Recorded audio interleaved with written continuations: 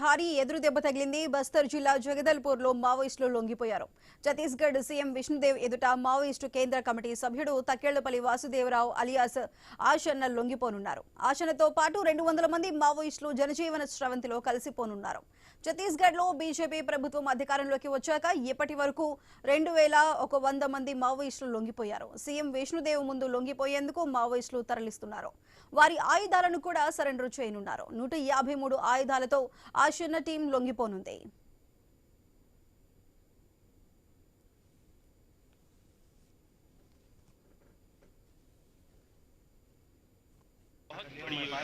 Duty खत्म होने जाते हैं उसकी शॉट को निकाल वो प्रिंट आउट और एफआईआर कराएंगे।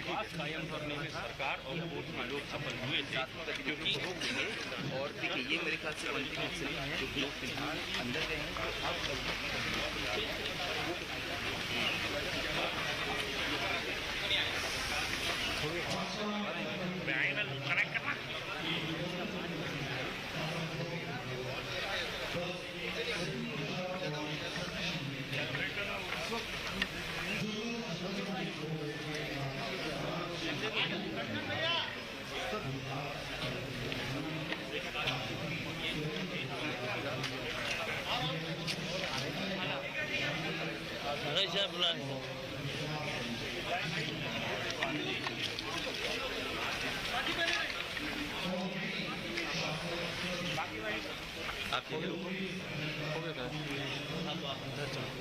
बस को दिखाओ तब तक थोड़ा।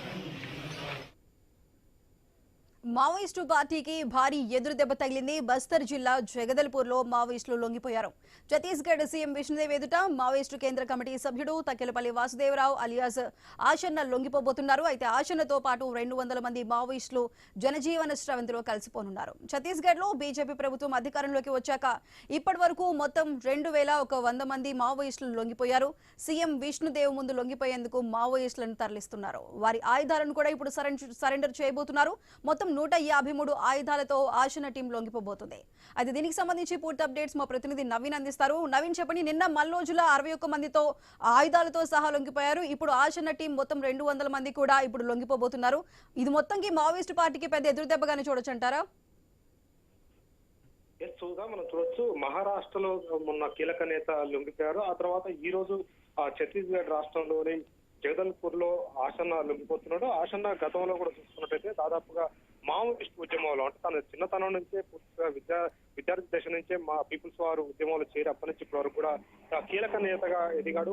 మావోయిస్టు కేంద్ర కమిటీ సభ్యుడిగా కొనసాగుతున్నాడు. అయితే మావోయిస్టు సంబంధించినటువంటి వస్తున్నటువంటి వర్గ విభేదాలు, అంతర్గతంగా ఉన్నటువంటి విభేదాల నేపథ్యంలో కొంతమంది మావోయిస్టులు లొంగుబాటు కార్యక్రమం జరుగుతుంది. ఆపరేషన్ కంగారు పేరుతో ప్రభుత్వం చేస్తున్నటువంటి భారీ ఎన్కౌంటర్లు ఇప్పటికే కీలక నేతలు కూడా చనిపోయారు. మావోయిస్టులు కూడా ఉక్కిరి బిక్కిరి అవుతున్నటువంటి పరిస్థితి కనపడుతుంది. ఈ నేపథ్యంలోనే పూర్తి స్థాయి కూడా కొంతమంది ఉన్నటువంటి ఏదైతే తెలుగు రాష్ట్రాలకు చెందినటువంటి కీలక నేతలు సెంట్రల్ కమిటీలు ఉన్నారో వాళ్ళు లొంగుబాటు కార్యక్రమం అయితే చేపట్టినట్టు చెప్పుకోవచ్చు. మొన్న మహారాష్ట్రలో దాదాపుగా 60 మంది కేంద్ర కమిటీ నాయకులతో పాటు 60 మంది లొంగిపోయారు. ఈ రోజు ఛత్తీస్గఢ్ సీఎం విష్ణుదేవ్ సాయి ఎదుట కూడా భారీ ఎత్తున 200 మంది మావోయిస్టులు లొంగిపోతున్నారు. దేశ చరిత్రలోనే మొట్టమొదటి లొంగుబాటు అని చెప్పుకోవచ్చు. మావోయిస్టులు లొంగిపోతారు కానీ ఎప్పుడు కూడా ఆయుధాలతో లొంగిపోరు. కానీ ఈ రోజు లొంగిపోయేటువంటి లొంగుబాటులో ఆ సీఎం ఎదుట తక్కెళ్లపల్లి వాసుదేవరావు అలియాస్ ఆశన్న దాదాపుగా ఆయన టీం నెంబర్లు అంటే 200 మందితోటి మరి కొద్దిసేపట్లోనే లొంగుబాటు అనే కార్యక్రమం సాగుతుంది. మొత్తం కూడా వెపన్స్ ఏదైతే ఉందో 100 పైన వెపన్స్ కూడా ఉన్నాయి. మావోయిస్టులు వెంట తీసుకున్న వెపన్స్ ఉన్నాయి. వీళ్ళు వివిధ దండకారణ్యంతో పాటు అదేవిధంగా అబూజ్బడ్ ప్రాంతంలో భారీ ఎత్తున కూడా వీళ్ళ విస్తరణ ఉన్నటువంటి పరిస్థితి కాబట్టి మావోయిస్టులు ఆ ప్రాంతంలో ఎవరైతే వాసుదేవరావు దగ్గర పనిచేస్తున్నారో ఆయన కింద ఉన్నటువంటి టీములు ఏవైతే ఉన్నాయో డివిజన్ కమిటీ కానీ జిల్లా కమిటీ అంతేకాకుండా ఆ పరిధిలో ఉన్నటువంటి కమిటీలు మొత్తం కూడా ఆశన్న బాటలనే నడుస్తున్నాయి. ఆశన్న లొంగిపోతాం అని పార్టీకి ఒక లేఖ రాయడంతో కూడా మిగతా టీములు కూడా మేము కూడా ఆశన్న బాటలో ఉంటాం, మేము లొంగిపోతాం అని చెప్పేసి కూడా చెప్పడంతో పూర్తి స్థాయిలో కూడా ఇంద్రావతి నది ప్రాంతంలో ఏదైతే ఉందో ఆ ప్రాంతం నుంచి కూడా నిన్న ఇంద్రావతి నదిని దాటుకుంటూ మావోయిస్టులు 100ల సంఖ్యలో కూడా వచ్చారు. అంతేకాకుండా ఆశన్నతో పాటు మరొక 60 మంది దాకా టీం ఉండి వీళ్ళందరూ కలిసి దాదాపుగా 200 మంది అయ్యారు. 200 మంది మరి కొద్దిసేపట్లోనే లొంగుబాటు అయితే కార్యక్రమం కొనసాగుతుంది. ఇప్పటికే జగదల్పూర్ లోని ఏదైతుందో పోలీస్ క్యాంప్ కి అయితే చేరుకున్నట్టు పరిస్థితి మనం చూడొచ్చు. భారీ బందోబస్తు నడుమ వాళ్ళని బస్సులు అయితే తీసుకొచ్చారు. నిన్నటి నుంచి కూడా వాళ్ళు ఎప్పుడైతే అజ్ఞాతం వీడుతా అని చెప్పారో అజ్ఞాతం వీడుతున్న సమయంలో పూర్తిగా కూడా ఏజెన్సీ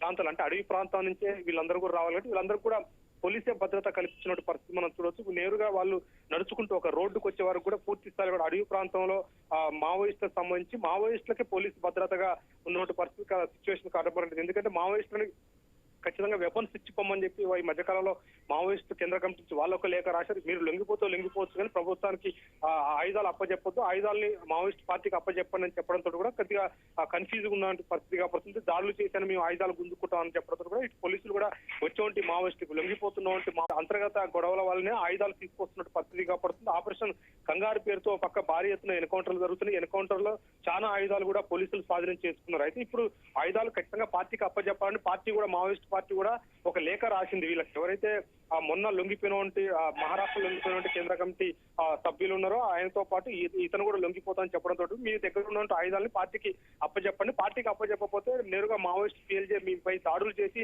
ఆయుధాలు లాక్కుంటుందని చెప్పి చెప్పారు. కానీ దానికి కూడా సత్యమీరే అన్నారు. వాళ్ళు ప్రభుత్వానికి నేరుగా లొంగిపోవడానికి సిద్ధంగా ఉన్నారు.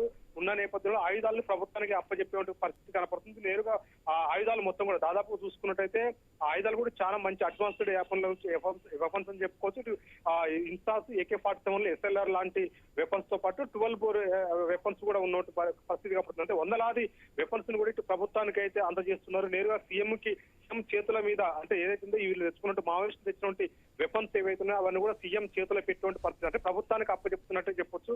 ఇన్ని రోజులు అజ్ఞాతలో ఉన్నటువంటి మావోయిస్టులు మొత్తం కూడా తుపాకు పట్టుకొని సమాజం కోసం కోరినటువంటి మావోయిస్టులు ఇప్పుడు ఆయుధాలు తీసుకొచ్చి నేరుగా ప్రభుత్వానికి చేతులు పెట్టి ప్రభుత్వం ఏదైతే సీఎం ఇస్తున్నాడో రాజ్యాంగం బుక్ సంబంధించి ఆ బుక్ ని వాళ్ళ చేతికి అందజేసిన పరిస్థితి కనపడుతుంది. ఏదైనా పూర్తి స్థాయిలో మావోయిస్టులకు భారీ ఎదురు దెబ్బనే చెప్పొచ్చు. ఇప్పటికే మావోయిస్టులకు సంబంధించినటువంటి మావోయిస్టులు పూర్తి స్థాయిలో కూడా ప్రత్యేక బస్సుల ద్వారా అయితే ఇక్కడ చేరుకున్నారు. మరికొద్దిసేపట్లోనే వీళ్ళ లొంగుబాటు కార్యక్రమం అయితే కొనసాగనున్న పరిస్థితి కనపడుతుంది.